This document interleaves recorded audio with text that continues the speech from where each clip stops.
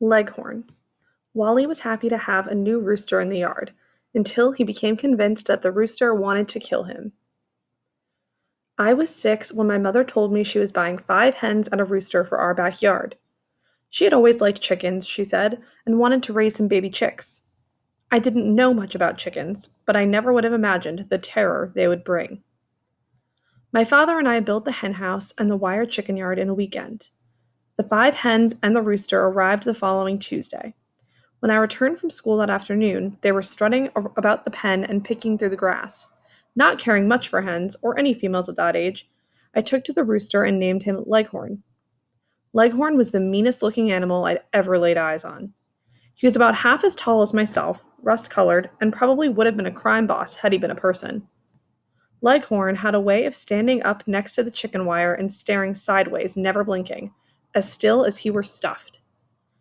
He stayed like that until you put your face up close to the wire mesh, and then it might be a second, it might be a minute, he snapped like a steel trap and jabbed his beak at you. You never knew when it was coming. I jumped back 3 feet with my heart stopped. I lay in the safety of my bed that first night and laughed as thoughts of his efforts to jab me. Little did I know that only as soon as the next morning my feelings for Leghorn would harden. Over breakfast, my mother informed me that feeding chickens had been added to my list of morning chores. My jaw dropped. I already considered myself overworked with trash duty and making up my bed and raking the yard every 2 weeks. Now I had to be a chicken servant on top of all of that? Leghorn and his antics were no longer amusing. He was now my enemy. Over the next few weeks, I made up insulting chicken songs and sang them to Leghorn and his harem as I threw them feed. Chickens stink, chickens are red, they're good to eat when they're dead. I also found that it helped for me to think of Leghorn as my prisoner, a prisoner I could choose when not to feed. I'd walk by the coop 2 or 3 times with a handful of corn, chin up, whistling, and pretending to have completely forgotten about chickens. After the 3rd or 4th pass, I would nonchalantly toss the cracked corn through the wire and stroll away. Mama? Yes, Wally? Leghorn's the meanest thing I've ever met. Don't be silly, he's just a chicken. I think he wants to kill me. I'd imagine so, taunting him like you do. I don't taunt him. She put her hands on her hips and stared down at me. Wally. Despite my display of resentment, Leghorn remained cool. He seemed to bounce back from whatever I dealt him.